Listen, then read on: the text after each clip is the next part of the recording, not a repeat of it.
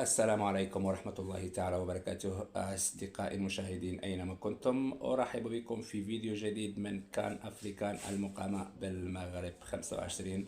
ونحن في مرحلة الحسم. شاهدنا اليوم مباراة الترتيب الذي جرت بين المنتخب المصري وكذلك المنتخب النيجيري هناك بكازابلانكا بملعب تونور. المباراة الذي عرفت حضور جماهير غفير وعرفت انتصار الفريق النيجيري بركلات الترجيح بعد ما انتهت المباراة سلبية بدون أهداف بين الفريقين.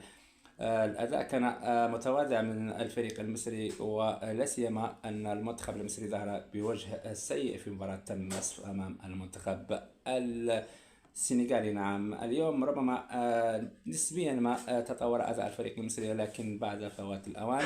ورغم من ذلك لم يستطيع الانتصار في المباراة وخسر هذا ركلات الترجيح. أمر كان ربما مؤكد من ذلك، لأن الفريق النيجيري كان فريق هو الأفضل في المباراة وكان يستحق أن يفوز بهذه المباراة، وهي تبقى مباراة تحصيل حاصل إذ صح القول، وهي ليست بمباراة مهمة بشكل كبير. فيما غدا إن شاء الله ستكون مباراة الحسم وختام كأس أفريقيا للأمم الذي نظمت بالمغرب، وهي نسخة تعتبر الأفضل على مر التاريخ بشهادة الكثيرون في هذه البطولة. طبعا المباراة التي ستجرى في الساعة 8 بين المغرب والسنغال، وقبلها في الساعة 6:30 سيكون هناك حفل الختام الذي سيعرف كثير من الأشياء الجميلة بطبيعة الحال. إذن كل التوفيق للفريق الوطني في هذه المباراة الذي نأمل أن يفوز بها، وأن تبقى الكأس هنا بالمغرب بعد غياب ل50 سنة.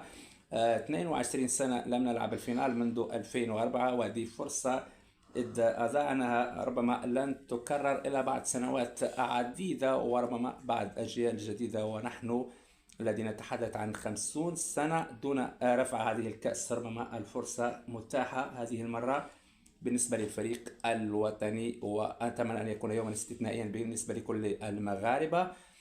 أصدقائي المشاهدين، طبعا ما راجع في نصف نهائي عندما خسر المنتخب المصري وكذلك أمام المنتخب السنغالي، وما حدث من المدرب حسن حسن عندما ادعى بدعايات غير موجودة على سبيل التنظيم وما إلى ذلك.